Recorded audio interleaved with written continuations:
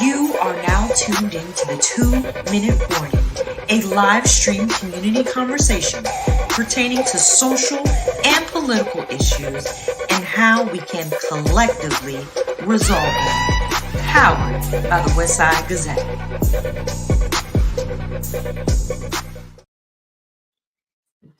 Good evening and welcome to the 2-Minute Warning. I'm your co-host here, David Wright, sitting in with our dear brother, Mr. Perry Busby.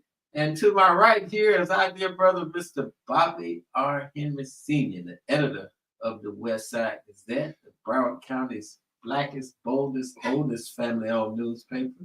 How are you doing, my brother? Man, you know me, I'm terrific and getting better. But I just love it when folk just give me all kind of job titles and things to do. So I am glad to be here, David. You wear so many hats. You want me to call all of them out? No. Stop. Okay. Stop. Mm-hmm. Okay. But no, man, I'm glad to be here. Good. You know, we miss you. I miss being here. I called in one night. I just happened to eavesdrop, and to see the work that you guys are doing is very encouraging. You know, and I was proud to say that I was a part of that show. So kudos to you and Perry for carrying the show on, and your special guest, man. That's just says a lot. Well, speaking of, let's go ahead and bring him on too. Okay. He's sitting backstage, but he's no stranger to the 2-Minute Warning. Brother Perry Busby, how you doing, man?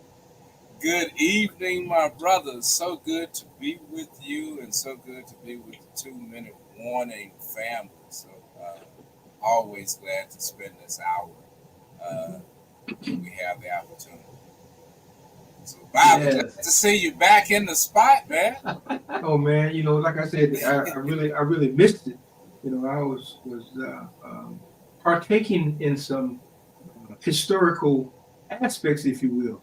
I had the opportunity to go to Minneapolis, Minnesota. Is that Minnesota? One of them. Yeah.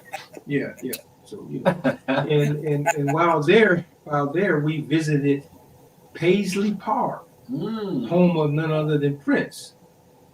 But the occasion that brought us there was a celebration of 90 years of the Minnesota Spokesman Recorder, the black newspaper, the voice of the community. And one of the most impressive things to me that occurred throughout the whole 4 days or 3 days was how the community came out to support that newspaper. 90 years of serving the community, and believe you me, 90 years worth of community involvement was shown, from the boat ride to the gala, from every aspect of that community. Everybody, black, white, Asian, straight, gay, you know, every politician, the laborman, the common person, everybody in that city supported that newspaper. So much so that when the publisher, Tracy William Dillard, gave her speech at the gala, she couldn't help but cry.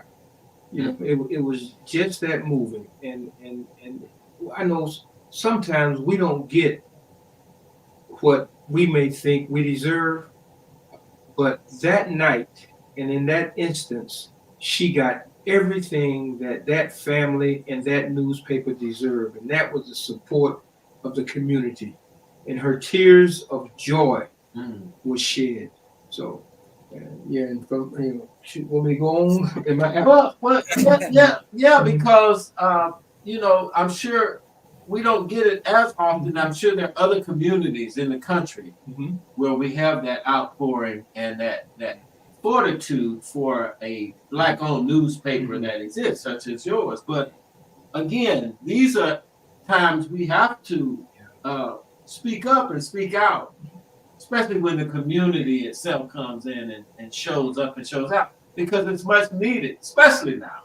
Especially now, and that really put a mark not only in my heart, but also one in my spirit, to know that the community was there for them and it's still there. 90 years and it's still going strong. And her daughter who she brought up on the stage to introduce as the next heir apparent to the throne, was so articulate and well represented that I'm sure they won't miss a beat. So they won't miss a beat. So hats off to you, Tracy, and to your entire family. Yeah. Mm-hmm. And if all goes well in a few months, they'll be at the center of the vice president and covering our vice president if all is not well. So kudos to them and well wishes on the journey ahead. We need their voice, and we need them to continue telling our story. So, oh yeah. So, Brother Perry, how are you, man? Where are you, and what's going on with you? Coast to coast? Well, yeah, I am still in Tucson. I've spent a few weeks in California, but here in Tucson, and the vibe is changing here in Tucson. Both candidates have been in Arizona, Phoenix, which is just about an hour and a half away, but RFK and Trump were here for that announcement of whatever it is, and but Arizona, I'm starting to see more and more of their approach to the politics here. I mean, there's been a lot going on. I mean, you know that there's a major lawsuit among elected officials who were caught in the forgery scheme that the Republicans tried in the 2020 election. But you also see Democrats beginning to make some real advancements here with Mark Kelly here, and I think when you saw Mark Kelly and former Congresswoman Debbie Giffords at the DNC convention, it said a lot about really their impact on Arizona. And so again, I wasn't surprised when even Fox's news poll said that Arizona was beginning to look like Harris could take it. So yeah, so seeing that, I think is different. The politics here again versus the politics in Florida versus the politics in Texas is quite different. So Perry, you mentioned a couple of times the DNC. Now I've been to several conventions, but this is no joke, and I have to say this, that convention was one of truly that could go down in the record books as unifying this country. And I'm not just talking just to be talking in all of the hoopla, but the conversations, the genuine dialogue that was shared between those that were there in attendance as it pertained to the new day, the possibility of a new day seemed so real to the point that to have open, honest dialogue about politics in America, from we can say to hell with Trump, but to understand where we stand now on the precipice of really stepping into a new day and not just dragging people along. People are coming willingly, and that's everybody. I have not always been in this position. I have not always shared the sentiments of a straight Democratic Party, but I am one of a realist. And anytime I can be in a crowd of people and step on a white man's toe and he says, "Excuse me," I know it's time for a new day. And then to continue in the conversation about what it means, what's the possibility of where we have come from as a country to where we can be as a nation. It was truly remarkable, heartwarming, and just an atmosphere of hope. And I'm not just saying that, even though I know that our delegation, our Democratic Party here in the state of Florida, we need a new injection of spirit and a fight. I've seen, and I don't want to just take over this part of the conversation. Go ahead. No. But I've seen in other states and other municipalities where people are unapologetically black, and they take up and speak up for black folk. Baltimore in particular, that brother there, that the governor Westmore, Yes. and the young brother Brian Scott, the mayor, these brothers, and I can't forget the sister Ossobrook, but these brothers and sisters do what's necessary to bring people up to the standards where we should be on equal playing fields. And and these are black folk speaking on behalf of black folk, doing things for black folks unapologetically. And so when I want to compare our legislative leadership with that particular leadership, man, it's like holding a candle to a 50,000 sunlight. I'm serious, y'all. We got some work to do, and it's going to take all of us. I'm not talking down. I'm trying to build us up to where we need to be. So, yeah. Exactly. And that moves right into the theme of the show tonight. Now, we're going to bring our sports analysts on, but the theme for the show tonight is how we get ready to make a difference, get involved with the process. And the energy, the electricity that's in the air, the motivation that's going on, all of the different organizations, whether they're siloed or coming together and unifying as one, we're starting to feel it, want to be a part of it. We want to share information that helps everybody feel like they're engaged or have a lane for themselves to get engaged. So, and saying that, there's some other local things, but what do you want to do? You want to bring our sports analyst on? Yeah, let's get the coach on in here and see what he has to say. Then we can get down to the nitty-gritty. Let's do that. So, without any further ado, y'all, we always like to bring our sports analyst, Coach Sylvester Newton Robinson, on to just share a little bit about what's going on in the sports world. Coach. How y'all doing? Coach, put me in. I've been listening to I've been listening to the conversation. I told David before the program that it's kind of hard to talk about sports with the way things are going today, but Bobby put it in a much better light, and I feel much better about it. I wasn't there, even though two people asked me if I were at the convention. I told them no, I wasn't there. I was sitting at home looking at it, but it was electric on television, so I can imagine what it was like being there live.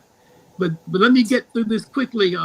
You guys have heard of RG3, Robert Griffin III, the Heisman Trophy winning quarterback from Baylor. He was fired from his position as a football analyst with ESPN, supposedly because he made too many negative comments, lamenting FSU's inability to get in the playoffs last year. I doubt that very seriously, and then others say it's because of cost-cutting factors. We don't really know what the real issue was, but I tell you, it wasn't that.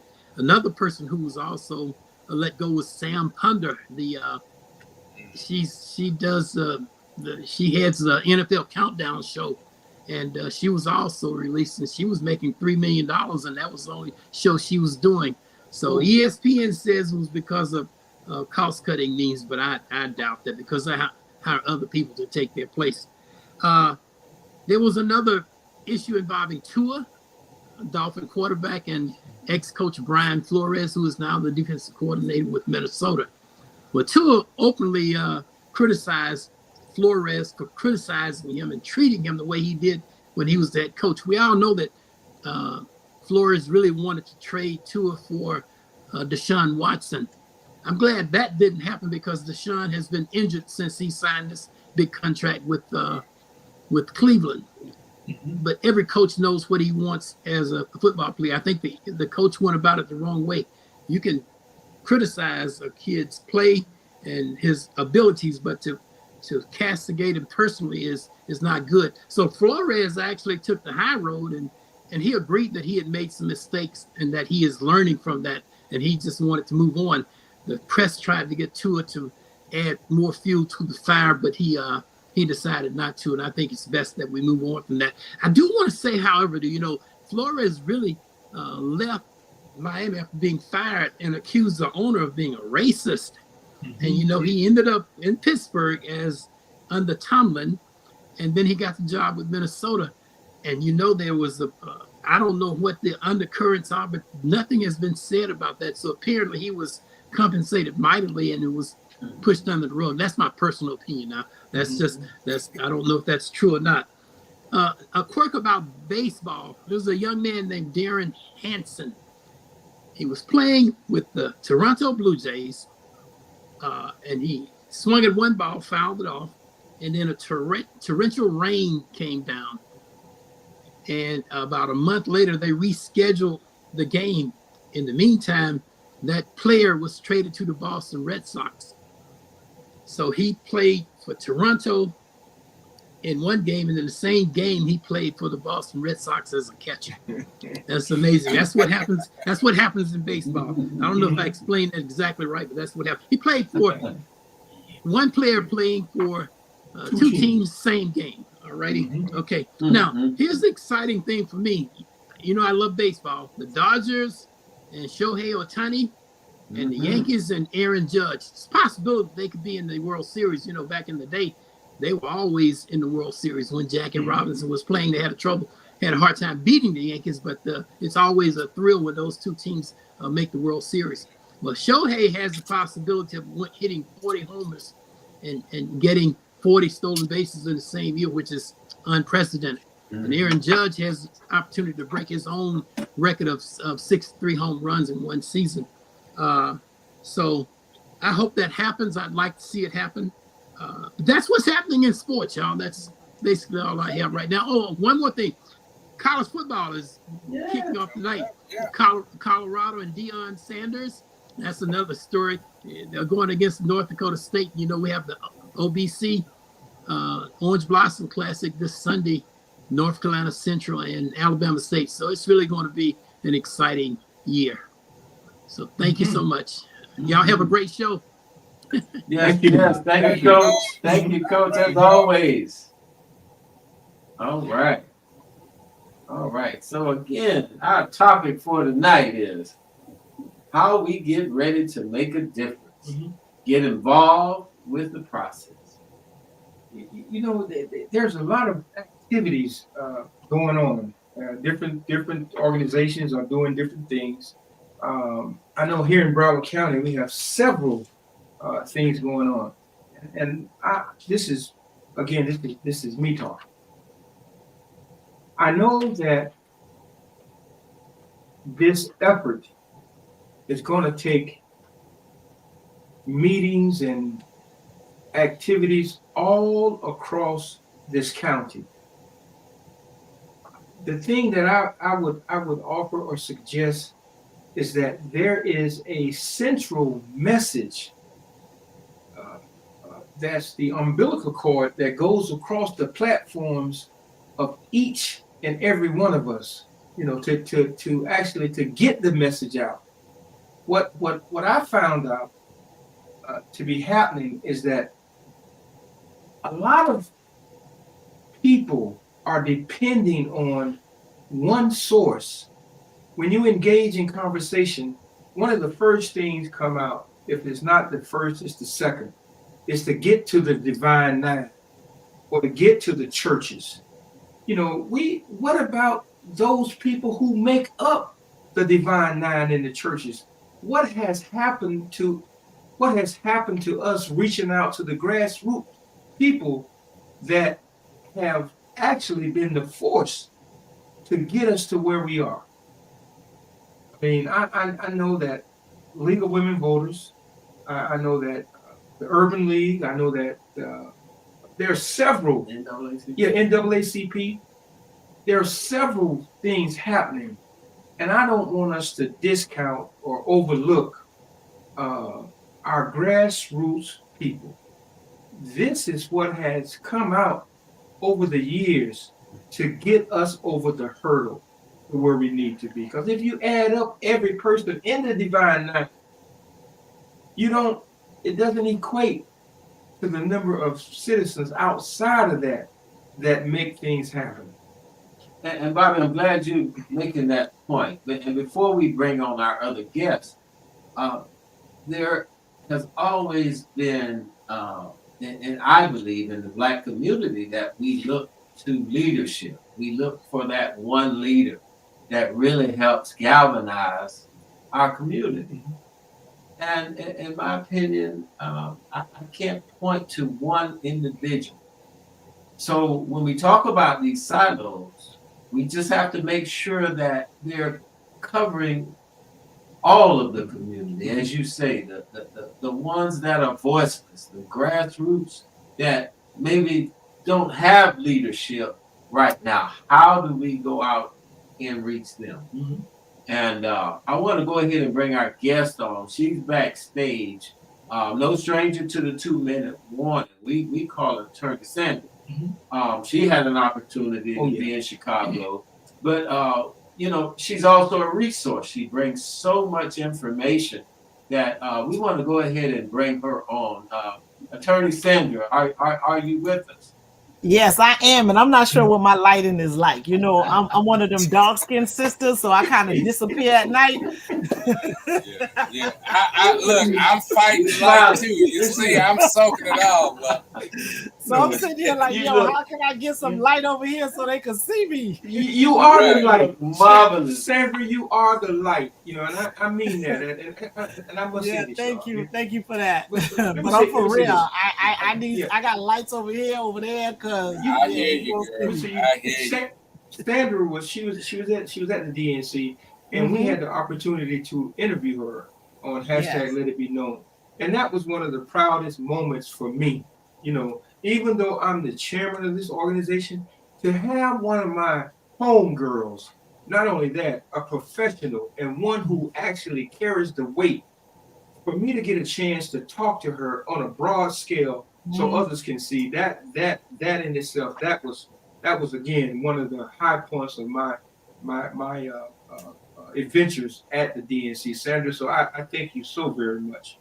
No, thank you. That was a high point for me to be there. I was like, you was sitting there like in big company, right? Like with, because they had a whole media section. That's a lot of people don't know that, but there was a whole section with all types of media over there, and you was next to Mark Thompson, and y'all was doing it. I got to see Mark Morial over there.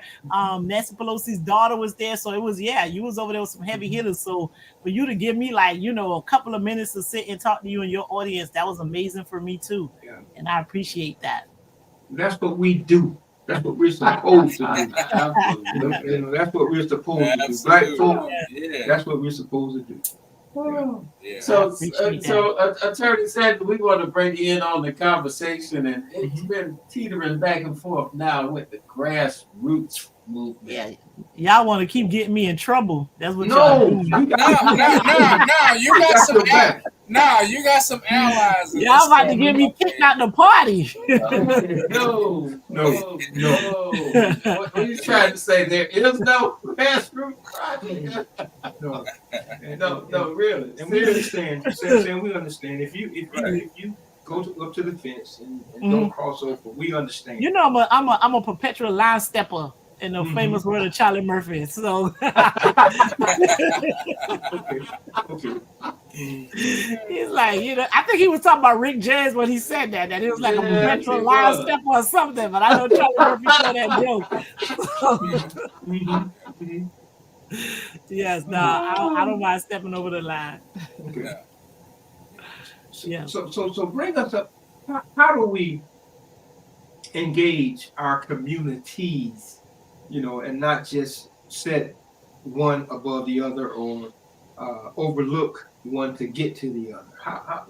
What can we do? What do you see? I mean, that's just what they need to do, right? Like I heard your comment about, always wanting to go to the churches. Everybody not in church. Like everybody's not in church for all different types of reasons. Some people just simply haven't gone back into the building because of COVID. So what are you doing to reach those people, right? Not that they're not believers, they're just not walking into the building for all different types of reasons. So they just need to go reach out to folks. And I think part of the problem is that the party or whoever has the ability or the resources to reach out to folks, they keep reaching out to the people that they know because maybe it's comfortable for them for whatever reason. And that's the problem, because we go into these spaces and we see the same people over and over again, right? Like to invite me to something, I'm like, don't talk to me. I'm already gonna vote. I don't know why you bring me back in this room. I'm good. Like you ain't gotta tell me one more thing. I already know what I'm going to do, and I'm going to do it. So they need to make more efforts to reach out to other folks. Now, I don't know if people scared. I don't know if they're no longer comfortable in that space. I don't know if they think like that's not for them to do. But part of it is because of the folks that keep getting hired. And I'm not don't act like I'm trying to make nobody lose their job or not get a job or anything like that. But it seems it's like the same folks are being recycled, and they're doing a lot of the same thing, and they're staying in these spaces that they're comfortable in, and they don't want to go on Brickell Avenue in downtown Fort Lauderdale, right off Broward Boulevard, and talk to those homeless folks that probably can go ahead and register to vote, probably wear like a candidate t-shirt, probably wear something that talks about Amendment 3 that's on the ballot. They don't want to go do that. Instead, they want to keep reaching out to the same old people and telling us to call folks. We all calling the same people because we all know the same people. And trust me, you ain't got to send me another text messages. I don't need another email. I'm good. I already know what I got to do, and I'm going to do it. They need to get out of their comfort zone and go talk to for real people. So, Sandra, Attorney Sandra, if we are not knocking on doors, if we are not at the barbershops, at the beauty salons, if we are not at the bus stops, riding the bus, talking to people that are on the bus, reaching those, and some of my brothers still under the tree. Oh yeah. Or just hanging out in every shade spot we can find. Yeah. Resources being put in place for that. I agree with you 100%. If we can share some T-shirts and information with folks that really need shirts on their back. You know what I mean? You give them clothes and they promoting the message. Somebody, I read an article. I read an article recently. I think it was Lucius Gant, and Lucius was saying he used to do the political agent that put the message out, whatever, consultant. And Lucius was saying when he was engaged in that, he would do things that were beneficial. He would make it make sense. Yeah. You give people a piece of paper, they throw it away. But you give them a magnet to put in the refrigerator, they'll go to the refrigerator and they'll see it. And David, what you said, if you T-shirts, people need T-shirts. So what is now? Yeah. Let me just back up. But what is preventing us from doing that? And still we get all this money, Perry.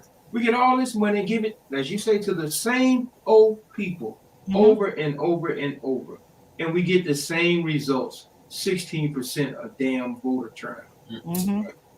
Well, it was low. Yeah, but Bobby, I like everyone else, I really enjoyed the convention. In fact, not only could you see it, you could literally feel it. The energy, the excitement, you can feel it. But you said something about the Divine Nine, about the churches, and Sandra, you've gone in and you were saying as well about seeing how this process works, and it is. It as they say, the worst thing is to see how the sausage is made. And our politics, and especially black politics is disorganized, it's territorial, it's full of just ignorant BS.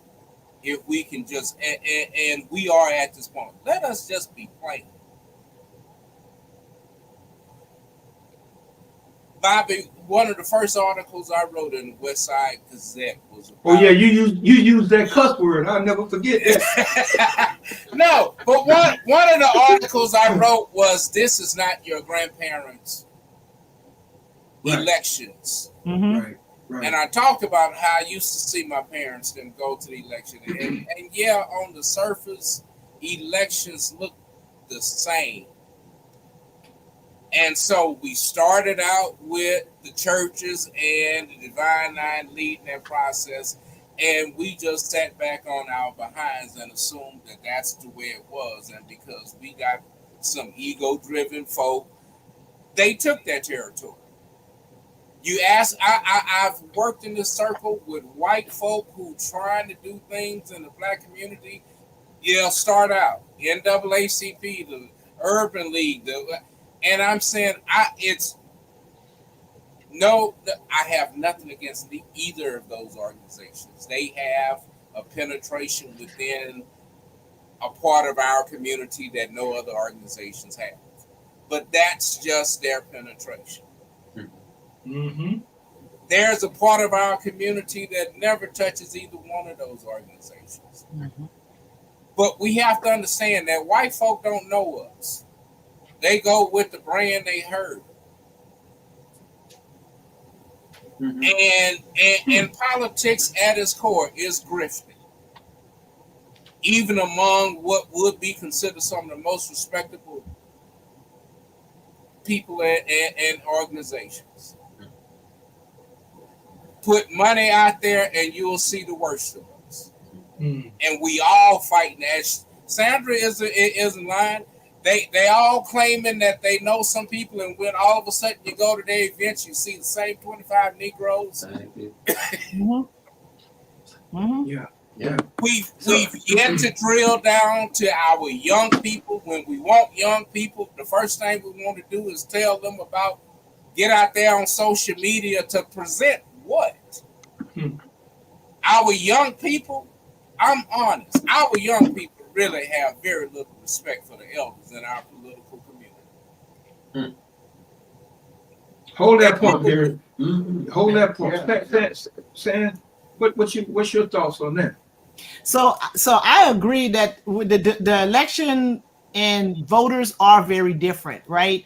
Every now and then I teach some classes, and one of my classes in particular, not one of my students voted, and half of them didn't even know elections took place on August 20th.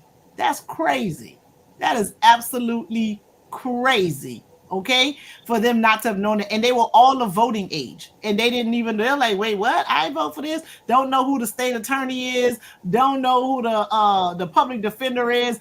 Definitely don't know who the supervisor election is. They're like, what's that person and what do they do? Don't know who the clerk of the court is. Those are the children that we're dealing with. So if they don't even know who the elected officials are, and forget that they don't know who the elected, don't even know that those are positions that people have to run for office to actually get, how you finna get them to go vote, right? Because they're not even getting the basics, right? I'm there like, who that, what? He don't just get hired by somebody after an interview and that's how he get the job. No, people got to actually go and vote for him to get that position.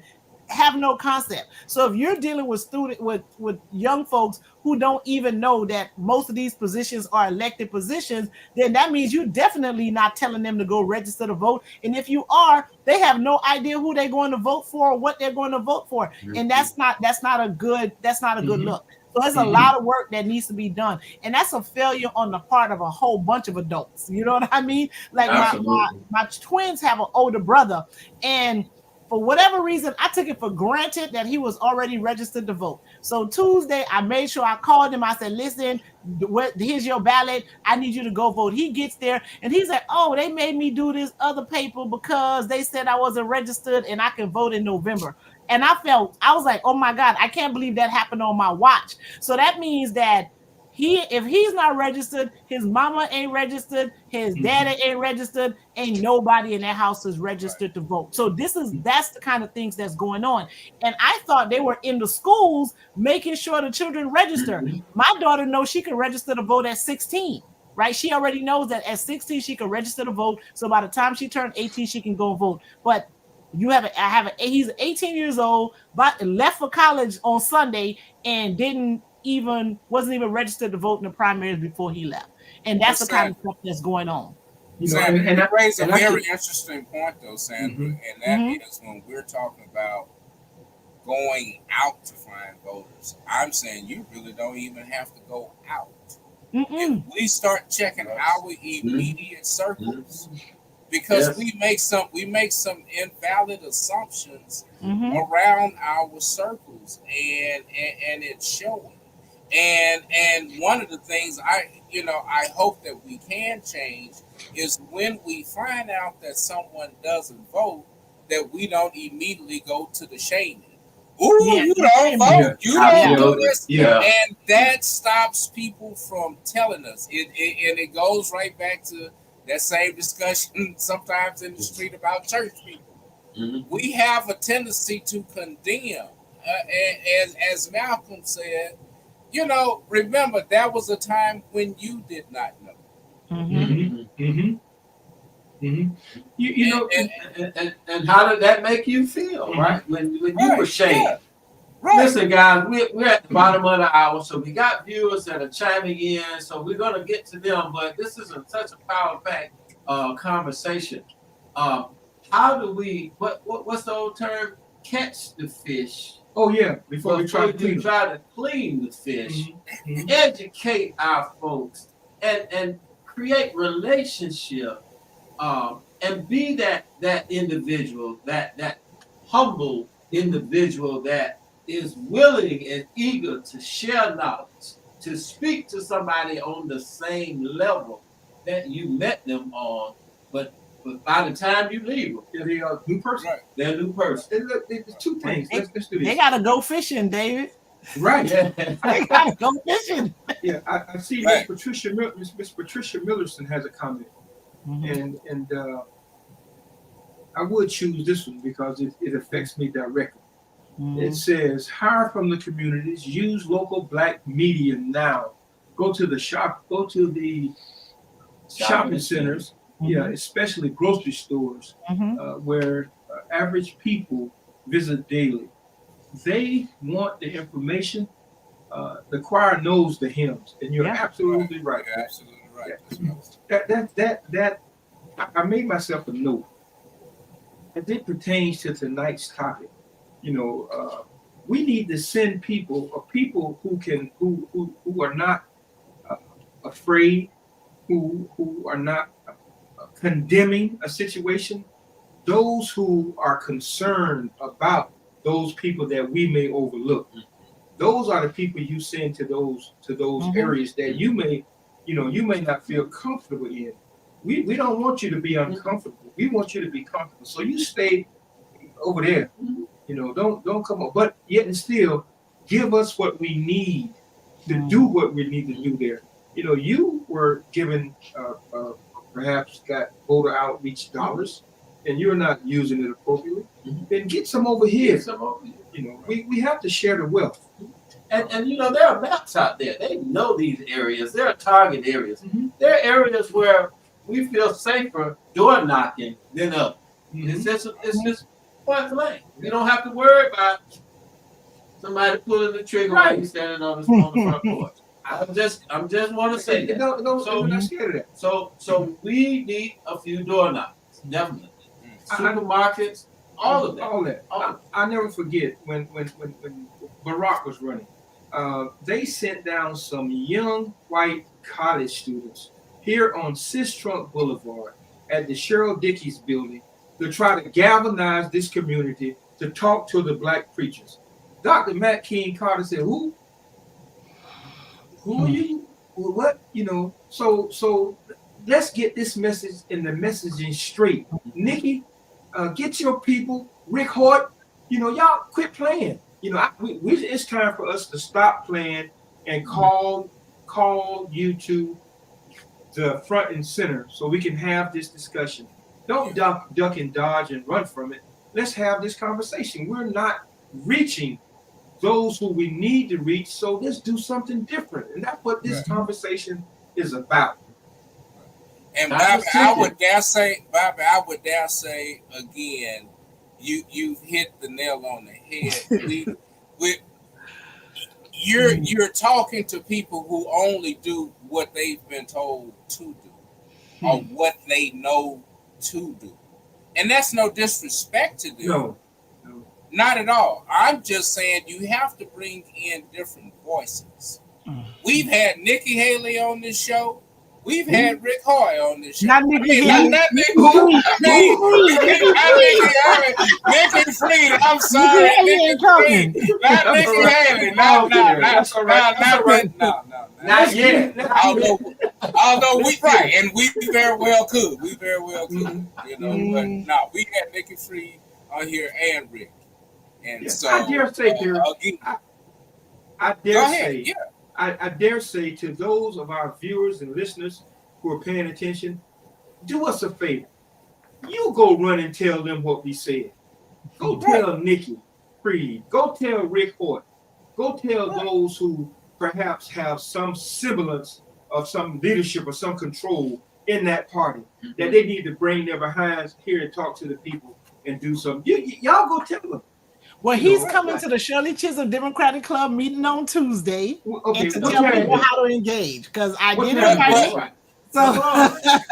So Rick Hoy is coming. Rick Hoy is coming to the meeting on Tuesday, and he's going to tell people how to get engaged. So I did absolutely invite him and said, listen, come tell the people what to do, because there's a whole lot of you could do postcards, door knock, text message, phone calls, all that. So he's coming to the meeting on Tuesday and to let people know what we're gonna do. All right. I'll get the links and I'll add it to the chat. Yeah, let's do that. So I hope that doesn't conflict, but there's an event at the African American Research Library that same night, that same evening. And that's another thing. You know, we like we were saying, kind of siloed, not working together and not unifying. But there's an event at the African American Research Library that's going to be a voter education forum as well. Same day, September 3rd, and that's going to start at 5:30 with a meet and greet the candidates, and then at 6:15 they're going to do that voter education forum. So wherever you are, whatever part of town you are, we want to get you informed. We want to get you educated and understand the importance of the vote. Now, again, Rick has money, right? He can help hire folks, right? Is that part of that strategy, Attorney Sandra? So the question is like, yeah, some of them have money, but the real question is how much money they have, right? The DNC ain't too happy with Florida. So they have not sent a lot of money to Florida. They've sent some, but it's not, even if you ask everybody who's involved and they'll tell you it's not enough money for them. They did not send enough money to Florida. Now, whether they're going to start sending money to Florida after the convention and all of the things and the possibility, I don't know. There's about 8 states that's ahead of Florida to get money because they're truly battleground. You know, we got Pennsylvania, Wisconsin, Michigan, North Carolina, Ohio, you know, Arizona's at place. There's some good people running in Texas, you know, so there's a bunch of states that's ahead of Florida in terms of getting money. But I do think it's a mistake for them not to invest more money in Florida, because Florida really is at play. I was going to say something that really was going to get me in trouble. Let me say it. Let me say it. Florida doesn't have organization. Let me say it. You don't have to say it. You know, we'll tell the truth. Yeah, because Florida should be in play. We are in play. You know, I see what you're saying. I'm gonna hold on. But you well, I'll say I'm not beholden to any of that. No, Florida is very well in play. Florida's biggest mistake is Florida's own divisions. Florida is hard-headed. Florida is set in their ways. And I'm saying this from somebody on the outside looking in who is still a registered Florida voter. Florida is sometimes just ass backwards. The fact that it either speaks to the intelligence of Obama or just the fact there's just no disorganization. That Obama took this state in 2008 and 2012, and after he left, it went right back to the same bullshit it was before. Yeah. That in itself said something right there. That said something right there. Right. And I think we need to open our eyes. Now, okay, you brought it up, you opened it up. Yeah. While if at the DNC, you could get a bird's eye view of what Florida's Democratic Party was like. Just scan the view and tell me what you see.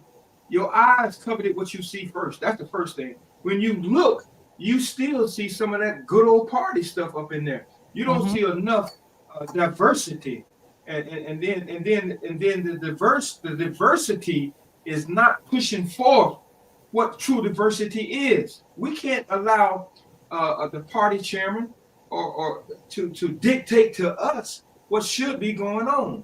And come on, y'all, that's what's happening. Right. We are getting the leftovers. So let's call it for what it is. Florida, let's wake up, shake it up, and we could turn this. We could flip it back to where it needs to be. Yeah, who's our Senate candidate? Debbie Musgrove. Debbie Musgrove Powell. Yeah, come on, man. And I think I think it was. Anyway. But I just think it is how Florida. Yeah, but I think it's how Florida see itself, because when you talk about the black vote in Florida, it pays no attention to those intersections of those communities, from African American to Haitian to the Caribbean community. There's this overwhelming desire that Cubans got some kind of big ass control, which they don't. They just as organized and got big mouths as anyone else. And they're still trying to find themselves between older Cubans and younger Cubans. And that's we don't understand the other Latin Latin countries that make it up. We either want to say the Cubans. No, there's Venezuelans, there's Hondurans, and we are failing to connect. We fail to connect with our Muslim brothers. We're failing to connect with them over this issue with Gaza. Because we don't want frictions with the Jewish community because of their, you can't say much about Jews. I mean, we ain't not trying to go that far. So why you backing up, man? But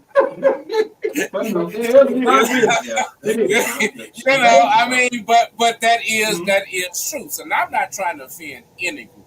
No. But we do have to recognize who we are. And back in the day, we would. I remember a day when a woman's, when the undergarments would be showing, they'd say your slippers hang. Yeah, you're slipping. Yeah, we need to tell. I mean, Florida. Somebody needs to tell our elected officials your slippers hang. It's showing. How you gonna tell? Okay, man. Some of our legislative leaders are so sensitive, like toilet paper. You put a drop of water on it and it just tears up. How is it that we can address a leader and tell them that they're slipping? I'm not talking about, and I'm gonna speak to the male legislative leaders where we're supposed to have. Man, you need to tighten up. You really need to tighten up. Quit wearing your feelings on your shirt sleeve. And doggone it, be a leader. Be that politician that when you get through fighting, your knees are scarred, your hands are bruised, your pride may be hurt, but you're coming back to fight again. Don't tuck your tail and run. That's what's happening. Because the crowd gonna get behind the good fight. Yes. They're gonna get behind the fight. Yes. But if you're not fighting, if you're not showing any effort, no sweat. Yeah. No, and they're definitely, and one of the things I see that they're doing is that, when you said the clear folks were going to the place to to try to get people registered and voting and engaged, that's a mistake, because the person might understand the numbers and all of that stuff, but they can't be the face of who's actually going to talk to the people. Go sit in your room, get the numbers, and actually send people out there that could truly have a conversation with these folks. Because often, and we know how, like, when you're talking to Black people, you gotta, either bring them some food, make it fun, have a conversation. You gotta spend time asking them about their kids and let them tell you about all the list of medication that they taking, and then you start telling them to go vote. You just can't come out here with all your numbers and say we need 45% of y'all to show up in order for this person to win. That's not the conversation that you have with Black people,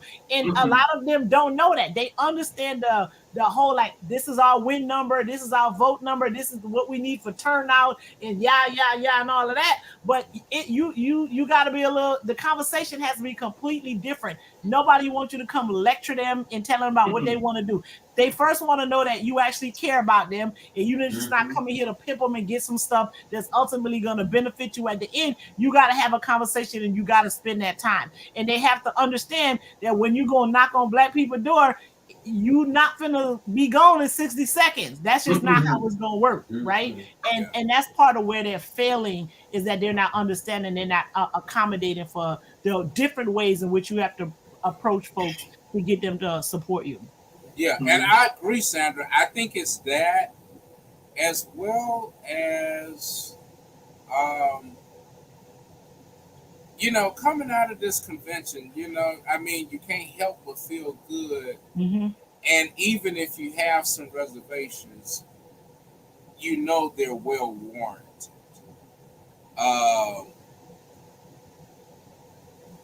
I firmly believe that the Harris Walls tickets has the numbers,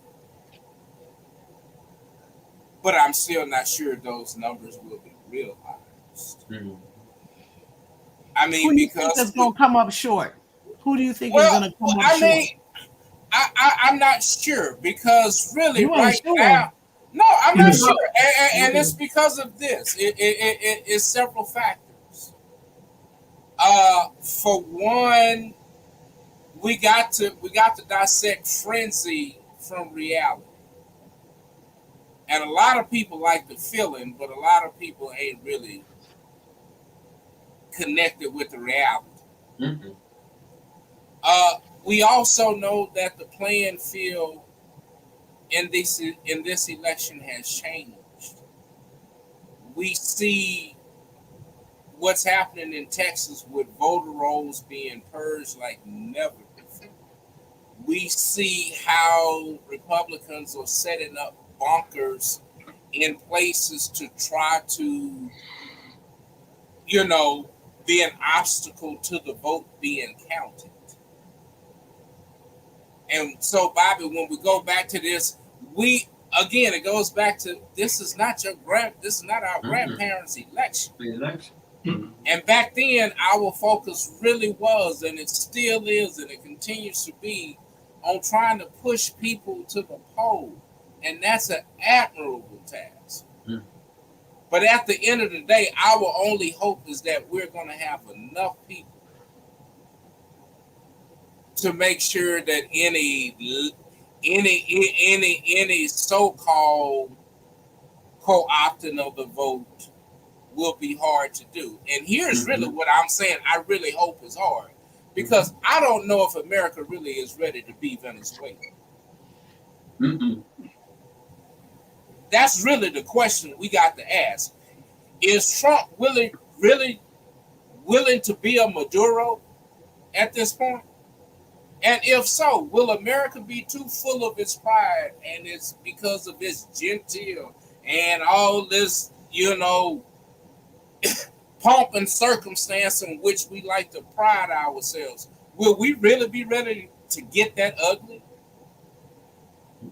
I mean, we talk about civil war when none of us have a really idea what a nation means to be at itself. You raise a valid point. You raise a valid point there. Because if he goes there, right? If he goes there, then what is our response? We see the courts. It ain't worth the paper it's written on. And that's why folks are saying this really has to be a landslide. It has to be unanimous because, like you said, they're positioned to not certify the vote.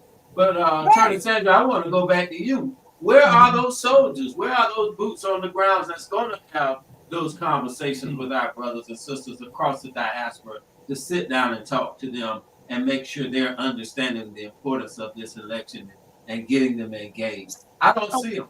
Okay, so it's a couple things happening. So I was involved with a campaign during the 2022 cycle, and I won't say what campaign it was, but I was involved with a campaign. And I know one of the frustrations that people, the foot soldiers, the trusted voices in the community, what they was sick of was that everybody else was getting paid and they weren't even given enough money for them to just kind of have an event, right? They're saying, okay, you don't got to pay me the $6,000 a month or whatever you pay other people, but at least get me some snacks, right? Get me some t-shirts, get me some bumper stickers, give me something for me to give these folks when they come here, right? Because they're giving up their time. They're going to be standing in line. They're going to try to work for you for like 8 hours or whatever it is. Give us something to give them. And the campaigns wouldn't do that, right?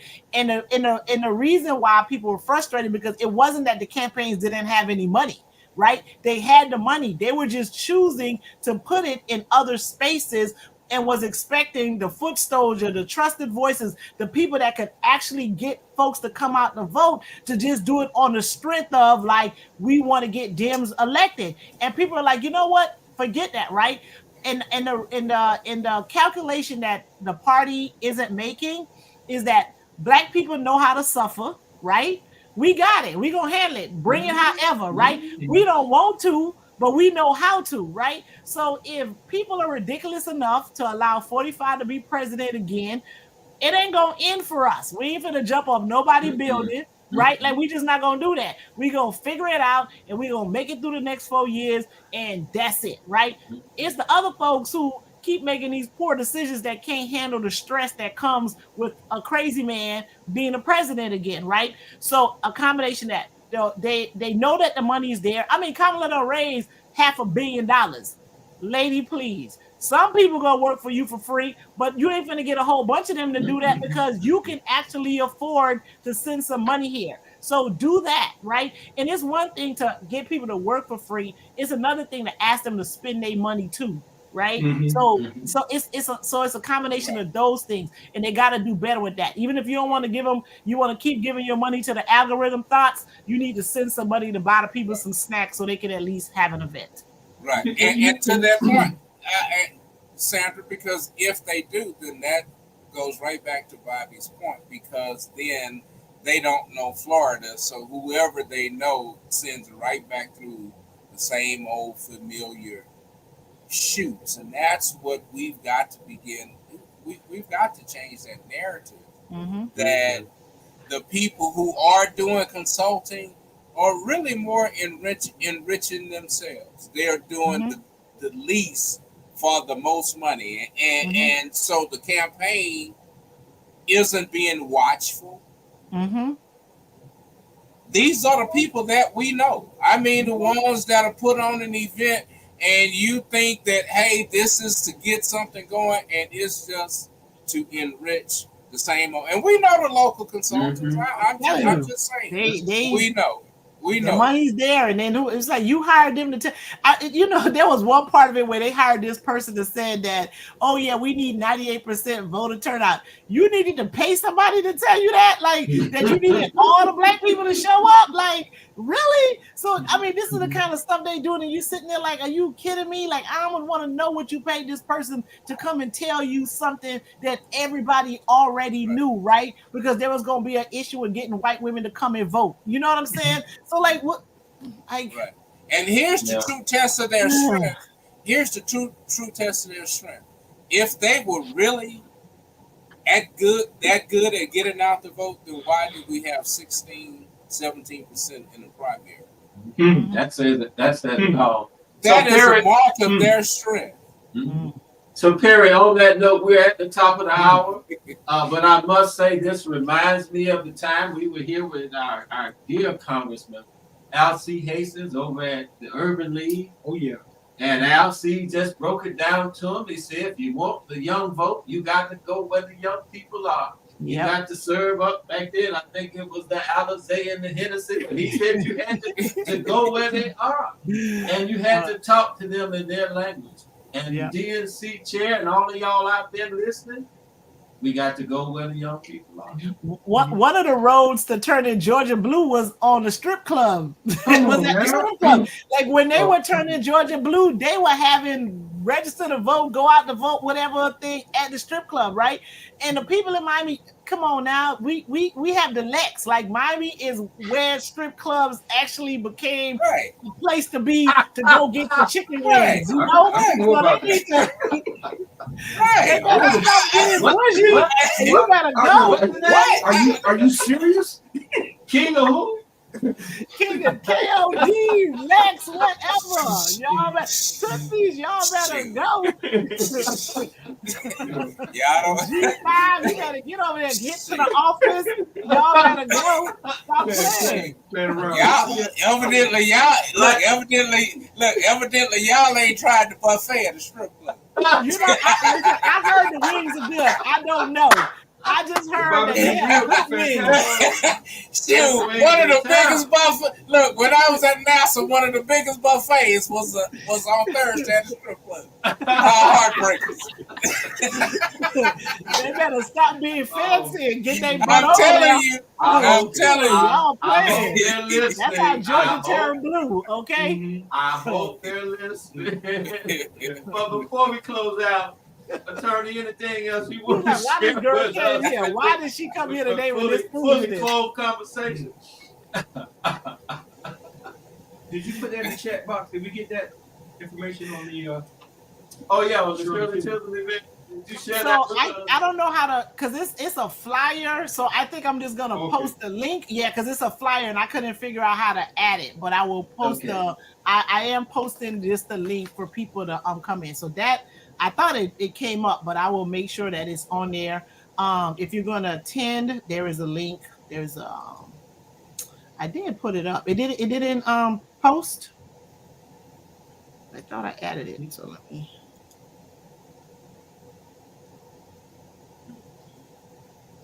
I don't know why I'm not good at this. Y'all keep talking so I can go ahead. I did do it. Flashback. What turns at Georgia blue? Yeah. Listen, I'm telling them strip clubs, y'all playing.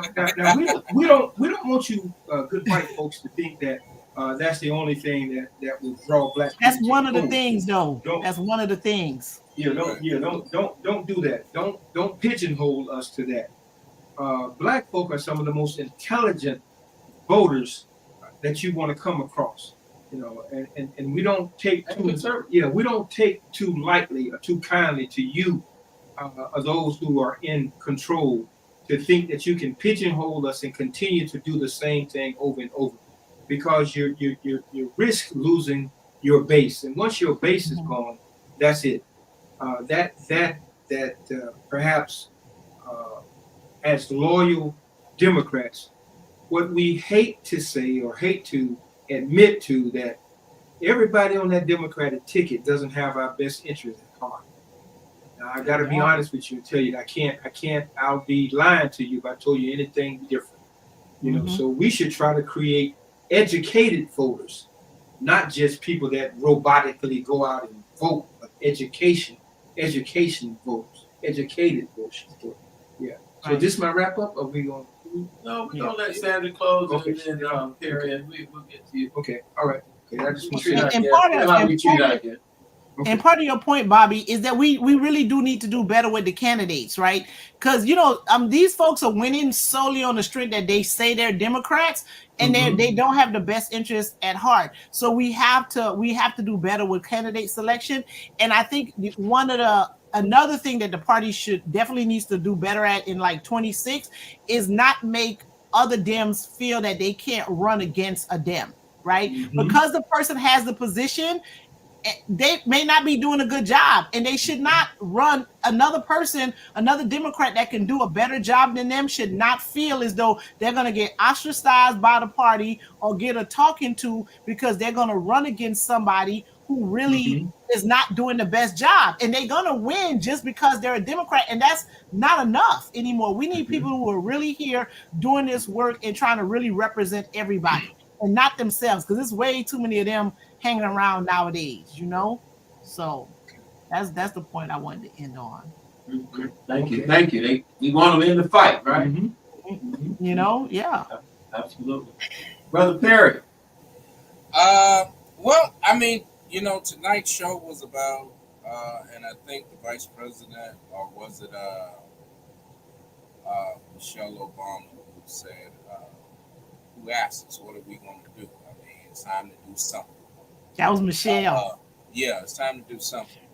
This show started because Bobby and I had a discussion about voting back in 2020, and we decided to do something. And so I just want to give a brief teaser because we're about to do something else. And, you know, tonight's show has been about how can we work together, what can we do. I support any organization that's out there that's doing efforts to get voters to the poll, educate voters, whatever that effort is. I tend to see voting in some different lights, but and I've often talked about the fact that I'm in election integrity. And when I talk election integrity, that's usually, as Sandra said, that's usually a lot of clear people in that discussion. But one of my biggest things about that was, why wasn't there more? And I just had to really do like Isaiah said, you know, the prophet Isaiah, I'm here. And so what we're going to do is I have a wonderful connection in terms of helping us in our efforts to do things that is more resourceful and more beneficial to the things that we're trying to get accomplished in voting. That's related to poll workers. I know there's a lot that goes on with poll workers, but there's some really good information we want to share with poll workers and those who are doing some other things related to voting, so that we can get a better understanding and be better in terms of not just accepting results at face value. I'll just put it at that. I don't believe the big lie, but I've been around voting to know there's a lot of mistakes that go on. And so they need our help as best we can, but more than anything, we need to help ourselves. And we can't afford to lose votes just by our own lack of not understanding how to play this game, what it takes to work. Sandra, you talked about all these people who are just coming into voting. We're asking them to vote, and they don't even know how to even mark a ballot. And if you think that sounds crazy, try it. There's proof. We have people who don't even know how to mark a ballot. So we've got more to do, and there's some way we're not doing blame, but we just need to do better in our efforts to make sure that these efforts are going to pay off, because we need every single vote to count. Amen. Yeah, Very good. Brother Yeah. Bobby? Yeah, there are a couple of things that come to mind.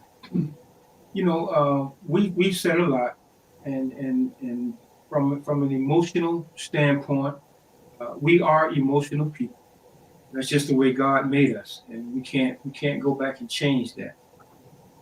We can't alter or make somebody feel comfortable about who we are. You know, that's on them. And I do believe, as Black voters, that we owe our alliance to those who have our best interests at heart. Right now, it is the top of the Democratic ticket. And so that's what we are pushing and trying to prod and get people to understand how important it is for us to get those two people elected. We don't want to go back to no fault divorce or having our educational system to disregard us. We have no federal programs to make sure that our water is of drinking quality, or that our health care, we won't get it. So therefore, we're pushing that. However, we will not and cannot continue to allow a missionary standpoint to just think that you know what's best for us, because in actuality, you don't. You're only pushing your agenda. And we want the agenda to be inclusive. We want the same thing that everybody else wants, and that's a better opportunity and chance at life. And we can get this if we all work together, collectively, and not trying to leapfrog one another, or believing that the crab mentality is something that Black people professed on, because it's not from that standpoint. The crab mentality is to create a bridge so other crabs can crawl out of that hot water and not pull anybody else down into it. Now, I want to thank you for joining us tonight as we explored how to actively engage in community conversation around the election process. Your voice matters, and we encourage everyone to be a part of this important dialogue. Everyone, from the brothers and sisters under the trees who use wash houses to wash their clothes, to those who are in leadership position. Everyone. Remember, it's not just about hearing from a few, it's about involving everyone in the conversation. Don't forget to like, share, and subscribe to our channel so you can stay informed and engage in future discussions. Let's work together to foster a community where every opinion counts. We want you to have a great evening, and we look forward to seeing you on the next show. God bless you all.